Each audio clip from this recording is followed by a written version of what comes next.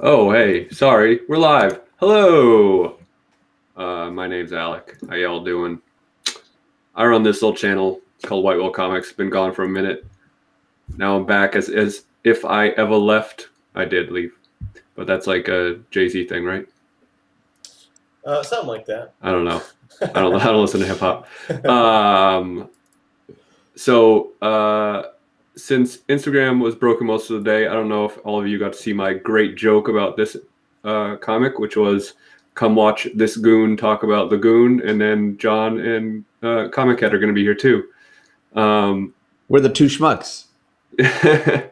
So two much finer gentlemen than myself are here. We've got John from John's Comics with Kids. That's definitely not me.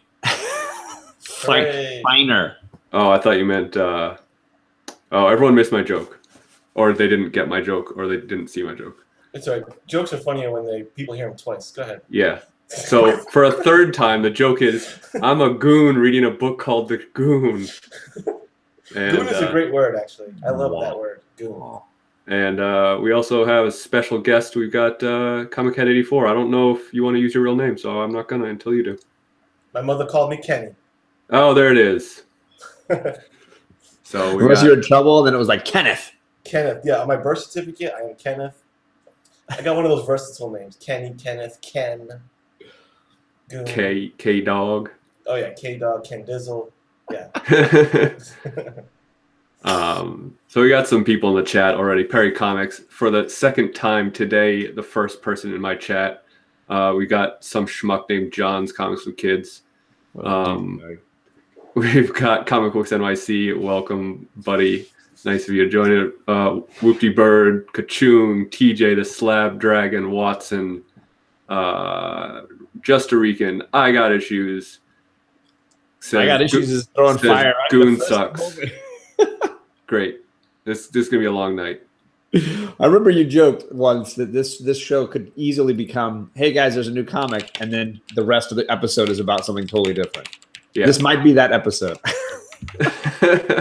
Why? 'Cause I'm already off the rails. We're already talking about K-Dog over here. JP's budget collecting. So before we actually get into the book, I just want to point out, I thought this was really funny. Right here on page 2, he says, and I quote, "Swore I was never coming back to this dump, and here I am, suckered right back in like a schmuck." And that's how I feel about being here with you, John. I think then yours would be slightly different. Suckered back in by a schmuck. But it's nice to be here with you, Kenny, so that's why I'm putting up with it. I appreciate that. I'm glad I can be the connective tissue for you guys this week. TJ says, they killed Kenny, you bastards.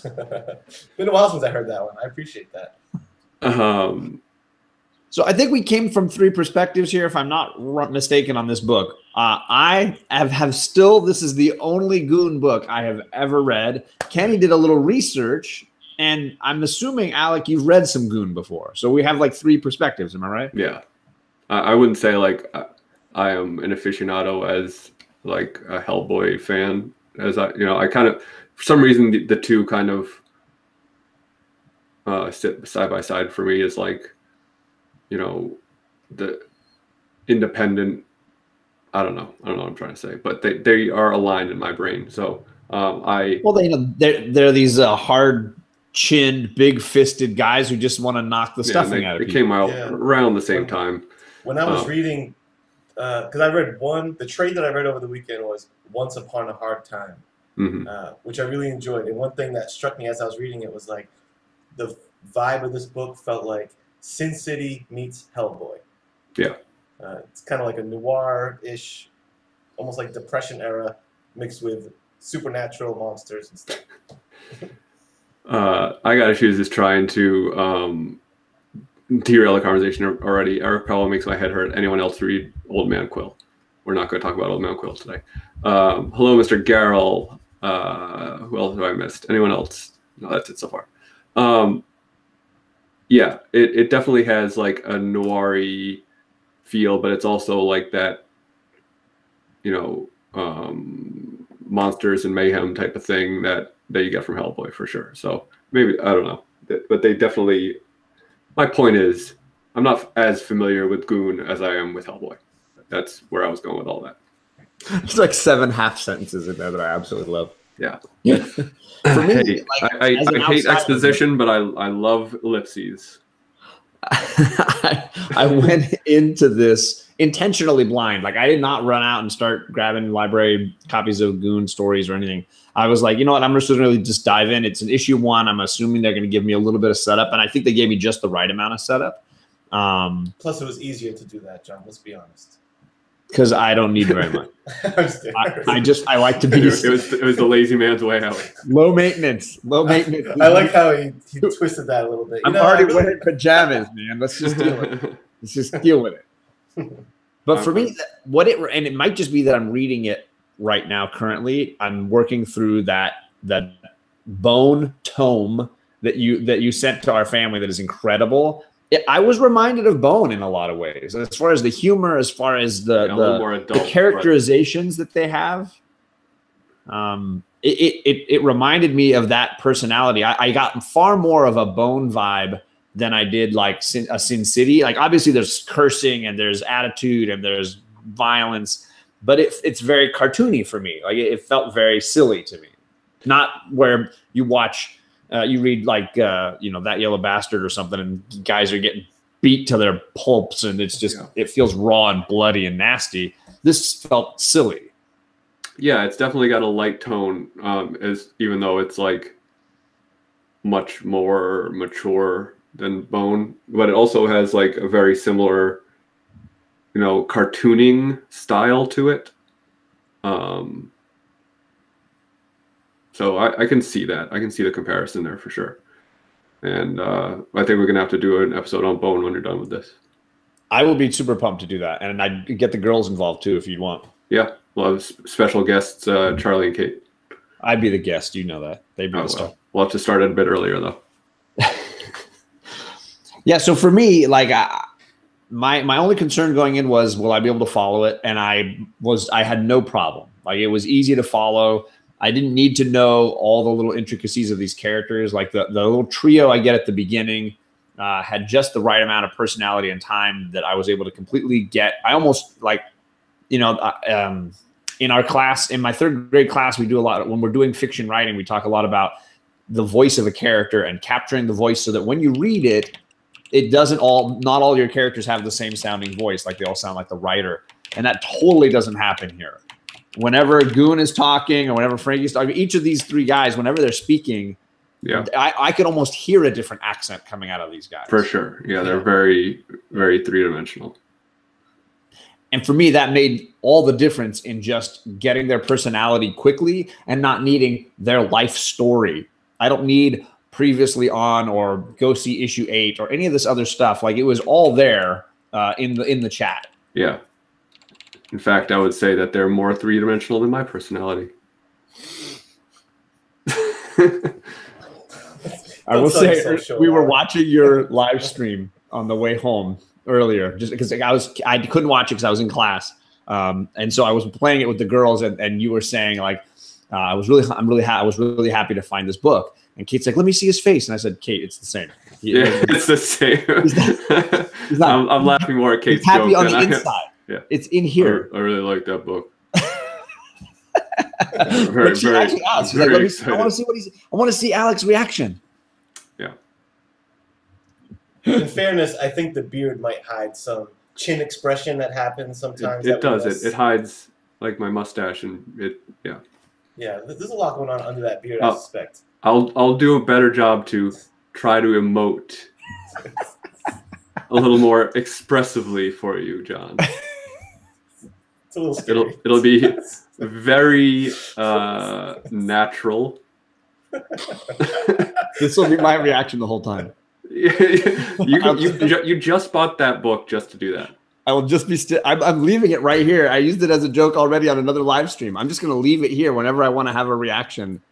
Just maybe that's what you need. You need like a whole set of books. You just hold up different. So this is how I feel today. The carrot top of YouTube. Prop bucket. John is the prop comic. Yeah.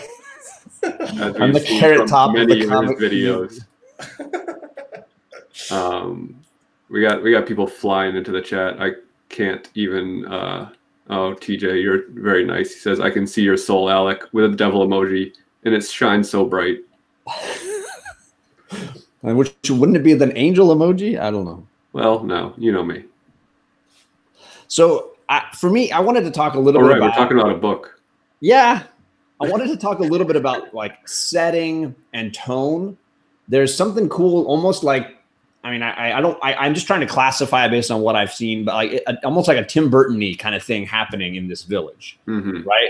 And that I really dig. You got the spider with the one arm that's missing, that's robotic. You got this creepy undead vampiric kind of like real estate salesman. You've got, I mean, it's really this sort of, it reminded me a lot of Nightmare Before Christmas, like Halloween Town. Like I really enjoyed the attitude of it. What are you laughing about? I'm laughing at Thanatos in the chat. He said, "Alec is the Brie Larson of the YouTube comic community, super hot with zero emotions." Wow. Wow. Damn. I agree. I have emotions. I just don't express them. Yeah, the cast characters are great. Yes. Yeah. Fair. But for me, it was like the setting. Like I felt like I was in a place, a real, and it was completely immersive in that these bizarre characters kept popping out, but they fit seamlessly with the environment that was created. Yeah, the town is as three-dimensional as the characters, I would say. Would you say that? Totally. I just put the word in your mouth. Yeah. Yeah. Yep, that's fair. Can you explain why his buddy Frankie doesn't have pupils? Is that just an artistic choice? I believe. What I noticed. So Frankie doesn't have pupils, but the little boy has only pupils. I kind of dig that comparison. Well, it's like, again, comparing it to Bone, you look at Phone Bone, Phony Bone, and Smiley Bone, and like they are all, their faces are drawn in different cartoony styles. So I think it comes from that same school of kind of cartooning where you use different techniques in order to convey the character, and they don't have to necessarily make sense. Yeah, I mean, this was the panel where it was like, it dawned on me that the artistic style was really kind of interesting. It was, you get the kid with the like only pupils, and then is it Frankie with the no pupils, and then you get the Goon, who you never see his eyes because the hat and the brow just kind of cover it all. Maybe it's just, maybe I missed an issue where the kid steals Frankie's pupils. Well, for me, it felt like they were two sides of the same coin, right? Where they were both sort of missing a piece, and together they were, the "you complete me" or whatever. But they both saw an element that the other one maybe wasn't seeing. It was kind of a cool little subplot, a subtextual kind of thing. I know a thing or two about missing pieces. Well played. That's our next book club book, right? No, it is not. Yeah, no, I was like, I read, like, well, first of all, can we talk about how nice this book looks? Yes. It is, I don't know, like, I love cartooning. Like, I love comic art, but I love cartooning too. And I think this is like a perfect mix. The coloring is great. The expressions are great. I don't know. I'm a big fan of Eric Powell's artwork. And he'll switch styles sometimes between like, and a lot of times when he's like doing big scenes or something, where sometimes he's doing the tight line work with the bold lines, but then he does this sketchy style when he's laying something out or using heavy shadows, like in this following page, where you're like, I don't know if there's a technique name for it, Alec, but when you're actually seeing kind of like the pencil strokes on the page in the finished product, it's kind of cool. Kachung says, "I love that the kid checked himself into the orphanage." Yeah, it was just like a woe is me. I guess I'll go back to the orphanage. I guess I'll just go get abused by this woman again. And Goon immediately says, "All right, the kid's all set. What are we gonna do?" Yeah, right. He doesn't care. He's just like didn't skip a beat. No. Yeah. That got the biggest laugh out of me, that line. I also really like this part where the woman is like, "There are still zombies," and she just like pulls one out of nowhere. Yeah, and right after that, the guy says, things have gotten so bad, we just keep a few of the tamer ones around for amusement, for smacking around and whatnot. Yeah. It's perfect. Yeah, for me, it was like nothing had any like dramatic concern or immediacy. Like there was never like, most comics you get that like somebody is in peril. There's some, but for this was far more interested in a character and mood is kind of what I kept coming back to. Yeah, it felt like an episode of a really good TV series that, or like you were thrown into a middle of a movie, like you said, it was this realized world that but you didn't need to be like told anything about it. It just was, I don't know, it was conveyed through the story. There was no exposition. Yeah. Yeah.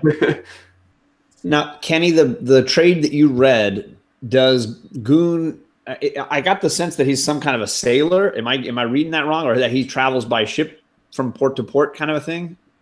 The story I read, I didn't. There wasn't any sailor ship stuff going on. It's kind of funny because he's in this town throughout that story, and I kind of feel like his role is he's almost like the protector of this little quirky town. They all look to him to kind of keep them safe and keep things under control. He seems to be the one and only hero, surrounded by a bunch of supernatural shenanigans. And it seems like he rolls from town to town just to beat the stuffing out of people, which I have no problem. That sounds entertaining enough. Yeah, like at the end in a of Marv that trade, kind of way, right? Yeah, heavy Marv vibes I got. At the end of that trade, they embark off on a mission out of town, maybe on ship. I'm not sure. So it's kind of funny that one ended with them taking off from the town and then they return. So I'm like, sweet, we're back, because I like the town stuff anyway. And has this book always been written and illustrated by the same guy? Eric Powell, yeah. By Eric Powell. Like Hellboy, it's all Mike Mignola. This is his creation, so he does all of it.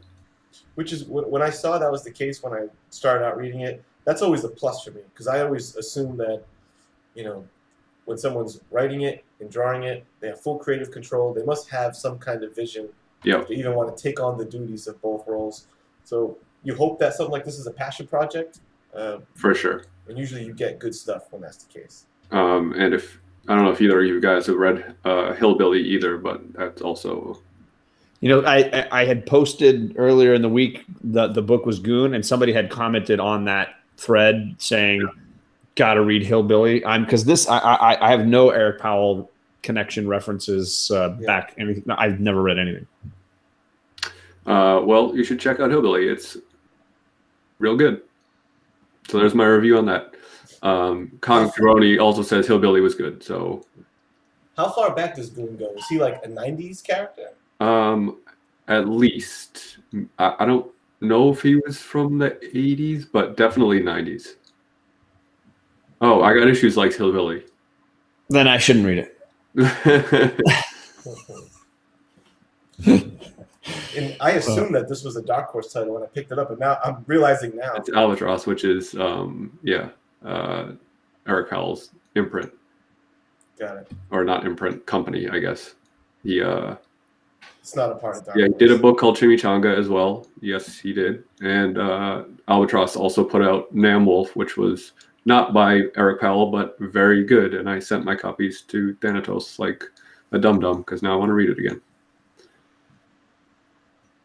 But Goon 1 was 99. Okay, thank you. I Got Issues.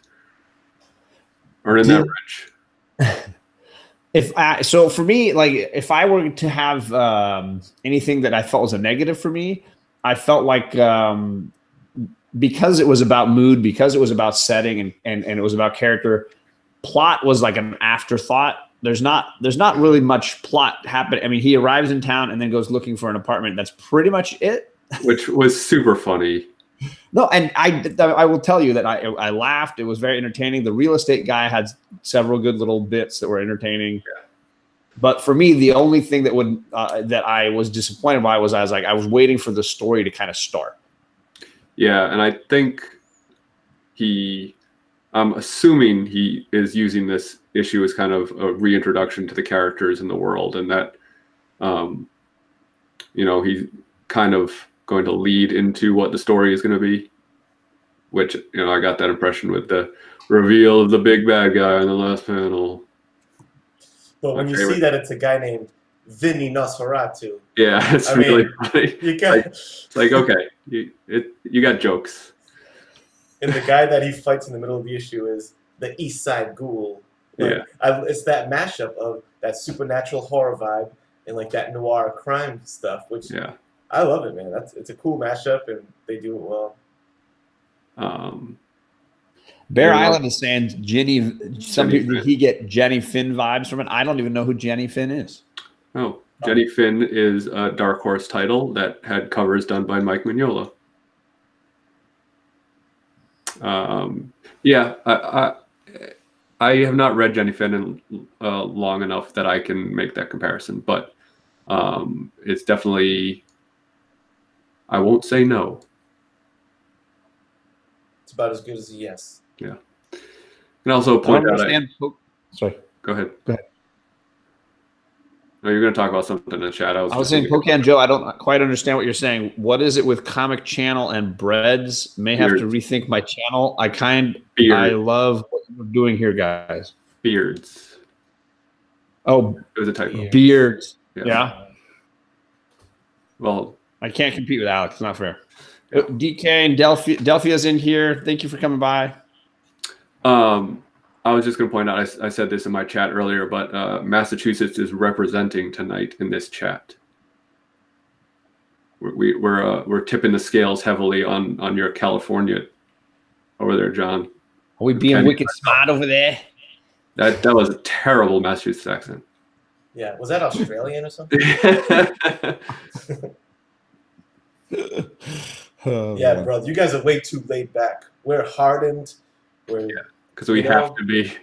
Yeah, we're self-deprecating. Yeah, self-loathing. You know, there's definitely a lot of self-deprecation on my channel. I think you got to look a little closer. Way too comfortable, John. definitely happy to lay back. We're white and pale from not sitting in the sun all day like you. Yeah, we got vitamin D deficiency up the wazoo. Charlie got sunburned today. Oh, yep. Oh man.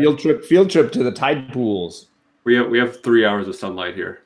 Yep, those are good. That's a good month. Yeah, it's a good month. You know, this is like a self-fulfilling prophecy, John. At the beginning of this episode, you're like, "Oh, we're not going to talk about the book much tonight." We've been doing really well.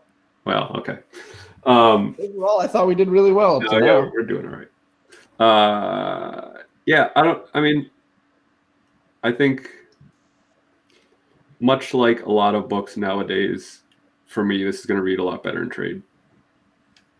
That was the question I was going to ask was, I'm assuming the way he publishes Goon is in short stories and then takes a break when he doesn't have a story to tell. Much like Hellboy, where it's, you know, a 6-issue, 4-issue, whatever, and then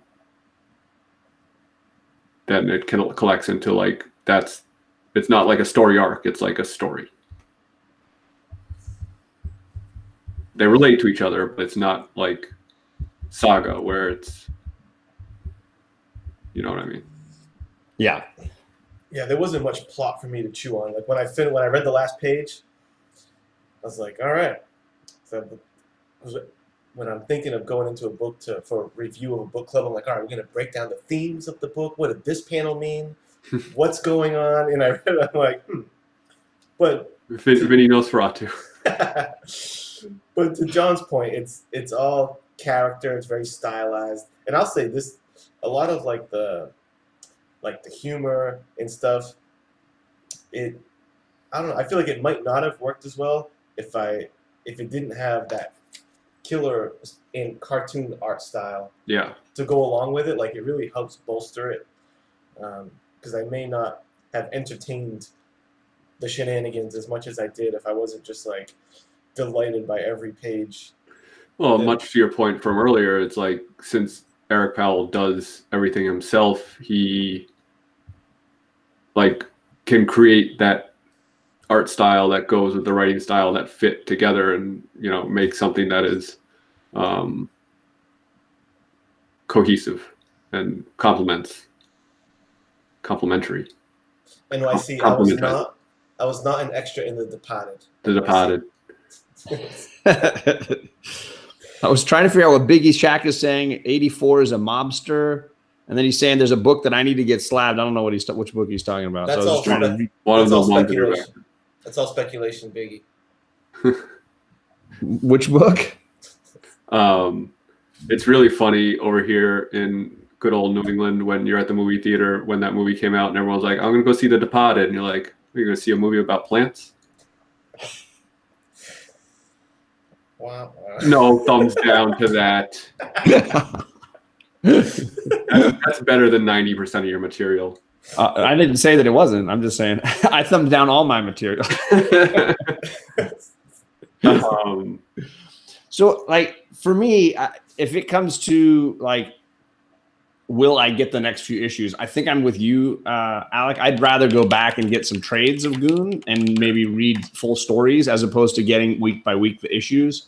That's just how I came out feeling about it. I do, again, I think the cartoon nature, the three characters, the beginning reminded me straight of the beginning of Bone, like three characters right in the midst of something, trying to figure it out, and their distinct personalities, the bickering, written back and forth. And I really appreciated that. So I think for me, I'll probably be going trades on this rather than getting each issue each week or each month. Sorry. Yeah. Yep. That's I preempted the pull list question. The billboard on top of the house that they move into is Dorothy dies fine opium. Yeah. Now that's smooth. I like that, darker color. Yeah, little things if you look closer. Do you guys ever do like a grading system? Do you throw points at these books or what? No, you want to throw some points out? We try to make it a 0-1 kind of binary kind of thing. Like, will you pull this or will you not? You're not going to read anymore. I think I should announce I am non-binary. So no judgment. I refute that. Sure. Throw what do you want to do? 1 to 10, 1 to 100, 1 to 5. 1 to 100 sounds interesting. It's the same as 1 to 10. It's just like a point. Right. And I generally like the 5. Let's do a 1 to 8. Make things really confusing. 1 to 8, and you can a use base 8 system. And 0.25 increments are allowed. Yeah. Everybody, get your abacus out. But only from 7 to 8 or 0.2 increments allowed. Otherwise, it's 0.5s. Yeah. That got me. That's a grading comics joke. I'll give it a VF. VF plus. Now I'm just gonna go totally other grades. No, I don't know.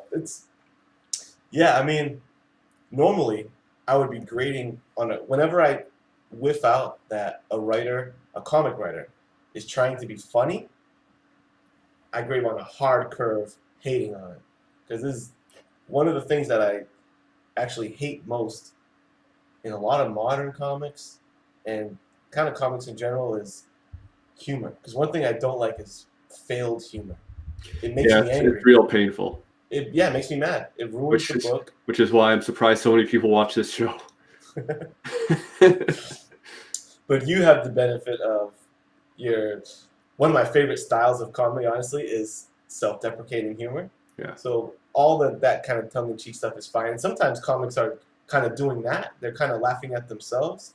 But there's a lot of definitely. Yeah. I think the self-referential thing is huge right now. The whole Deadpool. Deadpool has basically been built around that. Chimichangas, am I right? Yeah, Deadpool's like one of the worst offenders, though. I don't like it. I'm just saying that his whole thing is self-referencing and making mockery of himself and everybody else. But he genuinely thinks he's funny when or the writer actually. It's more that I can picture the writer writing it thinking just like this is really, so clever. Really just like please his punch with himself. Yes. Yeah. I mean, I haven't read and picked up a Deadpool book in a long time. That probably decades. It's like just because it's kind of a deep cut that is like referencing in your punchline doesn't make it cool or funny. You know? Like, I'm gonna make a growing pains joke. Hilarious. Oh, jeez. Yeah, and the only punchline is growing pains. Am I right? Remember that? Yeah. And it's like, no, you remember when Leonardo DiCaprio was on Growing Pains? Hilarious. Yeah. I know facts about trivia. It's like called Massachusetts champagne. I don't know what you're talking about, but probably not wrong. But that's also disparaging. Virgin hot cocoa is what he said. What are you laughing your effing ass off now? I got to choose me or yourself. Probably laughing at his own joke. So yeah, I agree. I hate kind of things that try too hard. This didn't try too hard. No. And he seems like he's a genuinely funny dude. Like, they're not telling jokes per se. The characters just kind of are funny, and there's some absurdism going on, and that's cool. But he's not telling jokes really. Yeah. Anyway, because like, you know, I'm a big like stand-up comedy fan, so you know, it's a craft. Just like being able to draw good is a skill, and you don't want like some newbie drawing you a comic. Comedy is also a skill and an art form, and like sometimes the hubris of a comic writer thinking that he can just do comedy. It's nah, bro. That's what I say to that. Yeah, I'm with you. Okay, good. My grade is a 4.2. Out of 8? Out of 7.7. Out of 8, yes. That's lower than I expected from you. No, actually, I winged it when you said 8. I would like 4 out of 5. Yeah, honestly, I liked it. I guess I forgive the lack of plot because it's a first issue. You know, we're kind of thrown because I don't know when's the last time a Goon book was on the stands. Is it a long lapse that he's coming back to? Yes, because he did Hillbilly in between, so it's been a little while. It's been a minute. So you know he's got to reacclimate people to the world and stuff. So I can forgive that stuff. I got issues making the self-deprecating humor, the meta joke. Said I'm usually like, that one was so stupid. You're so stupid. No one likes you. Then I hit myself in the head like the tall dude from Night Court. That's a joke about what we were just making jokes about. It is, yeah. It's good stuff. Was that a bull reference? A bull reference. Yes. That was well played, sir. Can I? That joke was out of order. All right, I'm sorry. Nailed it. Can I talk about the book that I wish we read this week? Go for it. I didn't even know about this till I saw it today. I don't know if anyone. I'm going to give the chat the lag a couple minutes to see if anyone else read this book, because this book knocked me on my ass in the best way. Did you guys see this? My shop has some. You should go buy it. Little bird. I'm not even sure I saw that on the stands, but I may have glanced over. They're still talking about Night Court in the chat. It was. I got what you said. I knew about it. You guys should let me pick your books every week. Bear Island said I read the first few pages. It looks amazing. I've heard of it. I think I pre-ordered it. It's only a 5-part miniseries. Gosh darn it. It's still great. It's going to be a great 5-issue miniseries. It is bonkers. What's the subject matter? Like futuristic kind of, you know, you always burst my bubble. I got issues, but that's okay. You preach the truth. But at the same time, though, I feel like that's a common thing now. A lot of like 5 to 6 issue miniseries, just because they don't want to commit to a run in case it's not well received or doesn't sell. But doesn't that well, especially with like an indie book or non superhero title, yeah. Like a tester run. Bear Allen says, "Girls warrior mom dies, stuff happens." That is the elevator pitch for it. So basically, it's like a Mad Maxy type of futuristic world with this crazy despot type religious. There's a new Vatican City in the United States, and this girl is on a mission to find and release to retrieve the axe in order to save the world from this religious. I'm not doing it justice. It is crazy. So Little Bird, go buy Little Bird. 10 out of 10. Little Bird. I mean, it sounds, I don't know if I'd say similar, but it does remind me of the I think it's a Dark Horse title, Sword Daughter. Yeah, it is not like Sword Daughter. Not like Sword Daughter. I mean, I haven't read all of Sword Daughter, but the this is next level. Off the deep end. Okay. In the best way. I don't want to spoil anything, so I don't want to talk about it too much, but like there's some scenes that I was just like, holy is a writer artist anybody that I would have heard of before, or Darcy Van Polgeest, Ian Bertram, and Matt Hollingsworth. I know Matt Hollingsworth. That's it. Well, all right then. It's off the meat rack, like Big says. Meat rack. It's not like Sword Daughter, very different. So yeah, pick of the week, Little Bird. When that's a $50 book, I'll probably be surprised because I'm usually not right about this stuff. As opposed to Baby Bird. You guys know what baby birding is?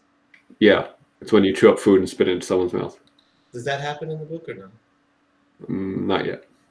All right, well, stay tuned. So, teaser for issue 2 of Little Bird. I knew there was a reason we brought you on. Thanks. Ooh, I haven't read the new issue of Prodigy. I know that Prodigy came out today. I'm following Prodigy.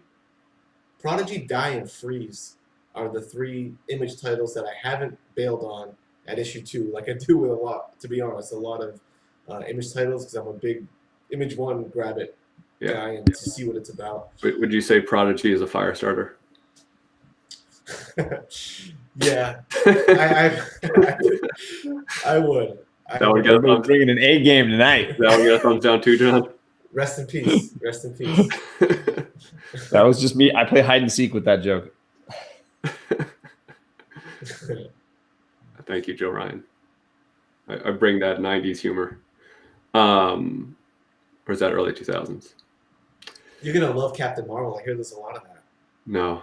I don't. Joe Ryan says he can't wait for her to meet Big Bird. He'll play for keeps. I need to read a Mad Max Sesame Street book. Big Bird does play for keeps. I don't watch comic book movies. 90s, you good. Nice. Nailed it. By the way, how dare you? But go ahead, continue. How dare I not watch comic book movies? Yeah. I don't know. That can be a different episode. Fair enough. How about, or we can make that our debate topic and really switch things up. How late do you want to go? Oh, jeez. No, let's stick to our plan. What do we say? Other comics with comedy in it that we enjoy. And I threw out Bone, and it was the first thing that came to mind. I mean, I think just having a point of view, a perspective, and a lot of good comedy, I appreciate it. Criterion Collection films. Is that supposed to be an insult? I got issues. I know. I own several. So Bone was the one that came to mind for me as far as something that I read for entertainment, but also for the laughs. Like it just genuinely made me laugh. Oh, I see. He's making fun of me because I don't watch comic book movies. Will you watch the Valiant movies? I don't know. Probably. I don't think they'll be good. No, I listen, man. My favorite movie is The Karate Kid. So get off your high horse. So he has good taste. Yes. And there are a million better lines than wax on, wax off in that movie. Second favorite is Xanadu. False. Does have roller skating in it, though. Sorry, where were we? I got it. Trivia. Sorry, debate question. Comedy. John said he was going to throw out Bone. I wasn't sure if he was trying to intentionally do a pun there or not, but he was throwing out Bone to say he thinks that's a good example of humor in comics. Yeah, is that gifts that I give him go in the trash can. In my car right now. So when I'm waiting for my girls to get done, I'm sitting in the car. I got something great to read. Yeah. I don't keep any of my comics in my car. Just saying. It's a trade, and that's not an individual issue. Still a gift that you should, take Thank care. you, TJ. Respect the Criterion love. Yeah. I've got the Blob Criterion edition. Does that count? And Carnival of Souls. That's about it. I buy a lot of older classics in Criterion. You talk about Red River is a great John Wayne movie. So they'll do really great editions of Bridge on the River Kwai or something and put it on Criterion. It's a badass way to see those movies. You get the best picture quality. My other favorite movie of all time, The Princess Bride, has a Criterion edition on laser disc only. What is happening in there? I have one Criterion on DVD. It's The Friends of Eddie Coyle. Do you guys know about this? Friends of Eddie Coyle? No. Great, New England mobster kind of gangster situation. The dad from Everybody Loves Raymond plays a great bartender gangster guy. Yeah. Peter Boyle, you mean? Like Ray Romano's dad?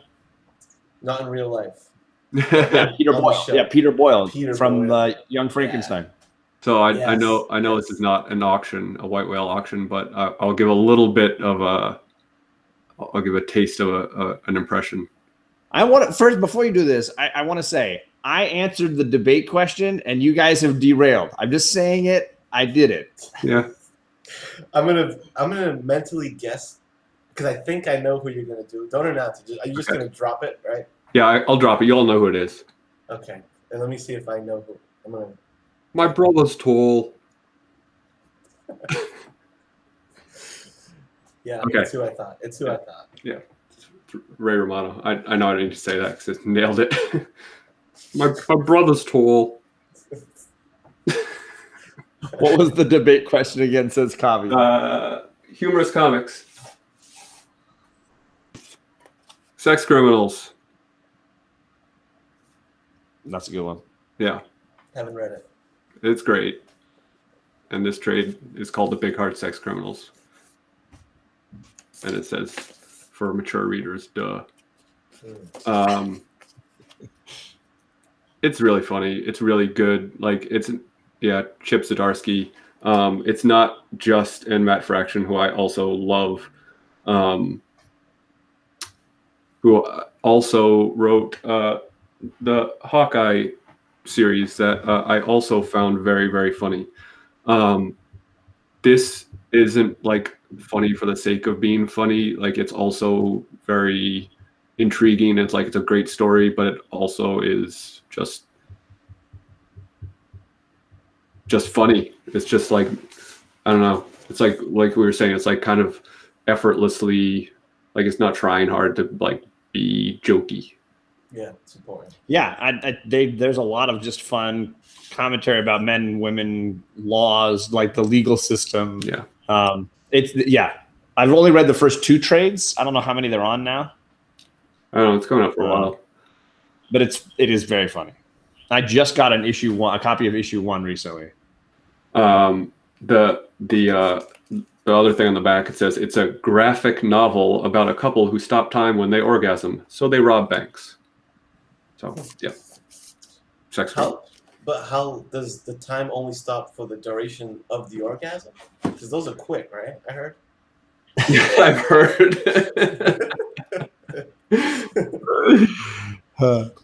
No, there's a little bit of lag after. There's lag. Okay. Yeah. They can get clothes back on, and you know. Gray Matter Hulk wants you to go to top 5 Criterion, by the way, if you didn't see that. I think we'd be down for that. That could be a lot of fun. Hit me up, brother. Unexpected, because that was one thing you had mentioned. It was unexpected, humorous. I think I can see what it is, and it's a great pick. Yeah, Preacher. Yep, absolutely. Preacher was one I was not expecting it to be as freaking funny as it turned out to be. Horrifying and very upsetting, but yeah, very humorous. Yep, for sure. And The Boys was also funny too. Garth Ennis just kills me. He really does. So I almost went with a Garth Ennis pick. Oh god. Oh, I can't see it. It's the Pro. Joe Ryan dropping knowledge. Sex Criminals pop-up book should come out soon. Boing. It's the Pro. I don't know if anyone's read this. No, the Pro. It was like a graphic single, maybe 2 issues, by Amanda Connor and Garth Ennis. Came out, I don't know, well, forever ago, and it's about a prostitute who gets superpowers. And I got Jimmy Palmiotti, Amanda Connor to sign it, and it says, "I heart to screw Alec for money." Whoa. Is that the best remark on a comic? It might be. Well, except for Jimmy Palmiotti said, "This guy says me too," and then the hamster says, "Not me." Based on that, I'm pretty certain the comic is fine, because that's awesome. No, it's very funny. So, but yeah, Preacher has that scene of Hairstar trying on hats and wigs. Kills me. Yes, Hairstar's got a lot of funny parts. Cassidy's a riot. Arseface. Jesse's not so funny. No, he's kind of the straight man. He tells the guy to go F himself. Or my favorite is where he tells the guy to count every grain of sand on the beach. Spoilers for Preacher. Dude, it's been out for 20 years. Yeah. Yeah, there's definitely funny examples of him using the powers, all that. And I gotta say, I like the guy who, because the Preacher show, I enjoy it. I like it. I like it. The dude who plays Cassidy really nails it. I find that guy. He's the best part of that. He's the highlight of that show, the Cassidy character. I didn't watch the 2nd season, and maybe I should have, because my biggest frustration with that show was that the whole 1st season was like a prequel. It like led up to, it was like, it ended with issue 1. Yeah. But it also didn't, because it had stuff from like all over the series. You got a lot further than I did. I think I only got through 2 episodes of that show before I was like, I'm good. Yeah, it was a bit of a... I'll just read the trade again. I did the 1st season. And I think the other night, the 1st episode of season 2 of American Gods. I don't know if you guys checked that out, the 1st season of American Gods. No, I don't have stars. TJ Watson loves American Gods. He keeps telling me to watch it. I would co-sign. It's good, man. All right, I'm going to do it. Not that I needed a second opinion. I trusted TJ, but I'm saying that yes. It's got Al Swearingen. He's signed up for that. I know Al Swearingen. Well, the actor who plays Al Swearingen, who is my favorite character of any TV show ever. Yes. People saying Southern Bastards. That's a great pick too. Very funny. And you know what I'll say is underrated, and intentionally funny comics, which I got to be careful with those. But dude, respect. They make me laugh, right? Respect to Radioactive Man and Simpsons comics. Yeah, man. Simpsons comics get a bum rap. They're like great episodes of The Simpsons. Yeah, yeah. They ran for like 250 issues. They just ended the run a few months back. Yeah. But like this issue of Radioactive Man, it's a brilliant spoof on the New Gods, where he fights O'Brien of the New Guards, and they have to deal with the menace Backside, as opposed to Darkseid. Darkseid, yeah. So you know, it's all kind of cool gems in it, and Simpsons makes me laugh. Man. Yeah, but like a lot of those, like I always kind of assume that a lot of books that are kind of from other things are just going to be cash grabs or whatever, but they are. It's just like another great episode of a great show. It's just in a comic book. You could almost make the argument that, like, especially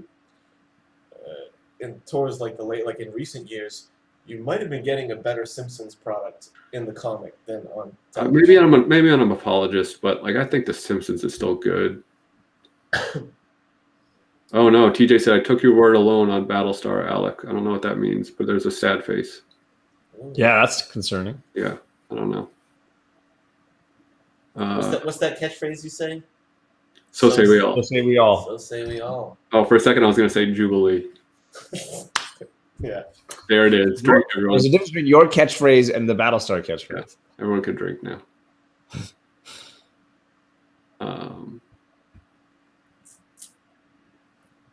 Yeah. Yeah. And hey, one last one I'll throw out. Old school. Oh, you got picks.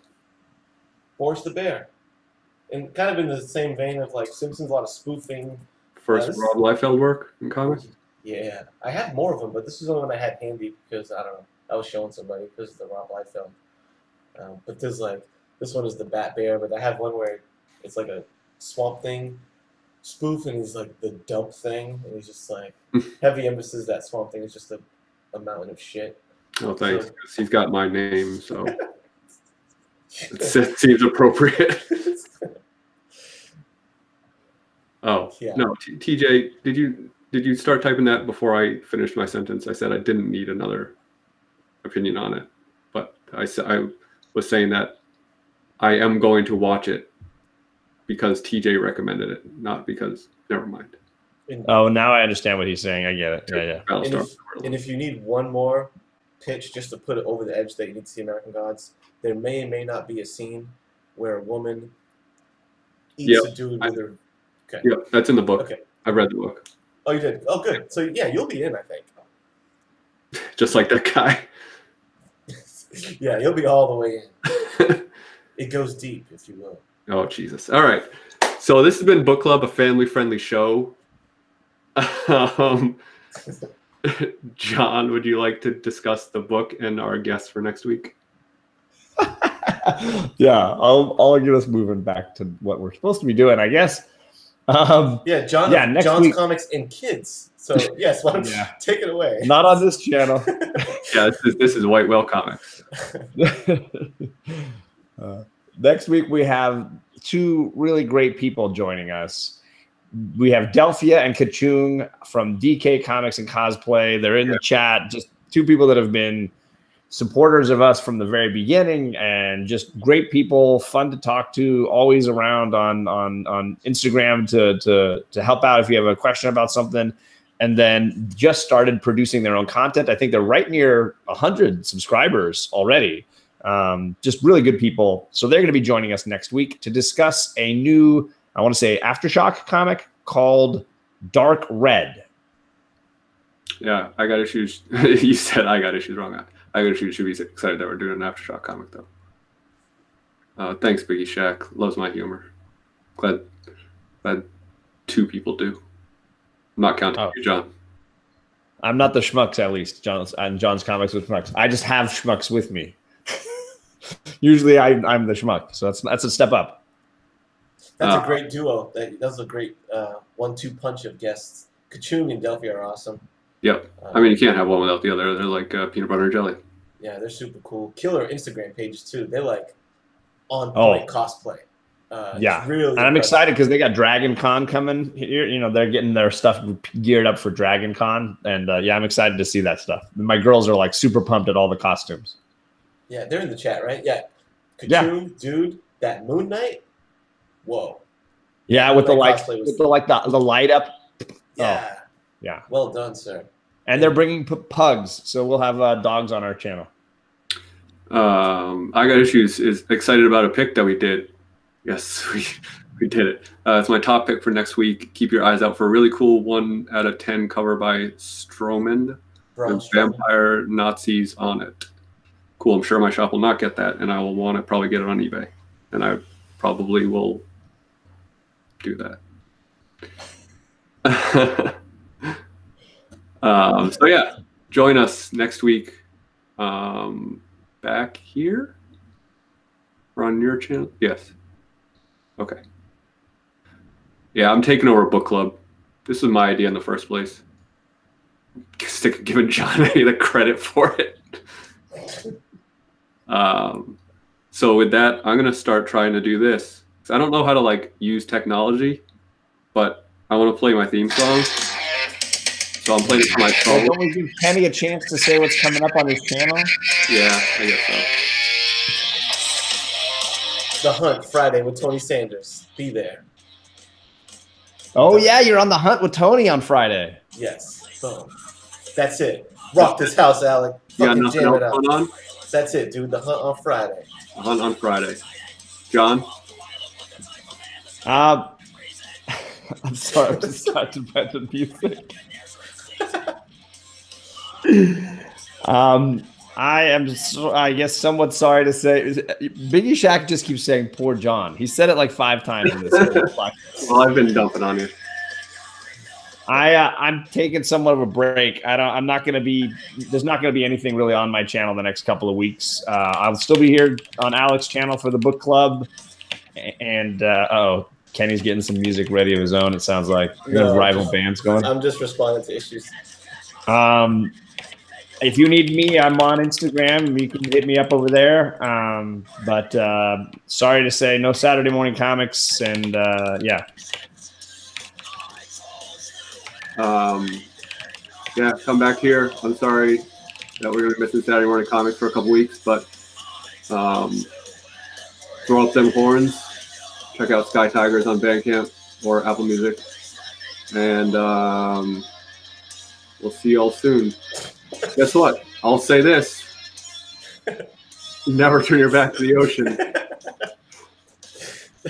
All right. I agree. Bye.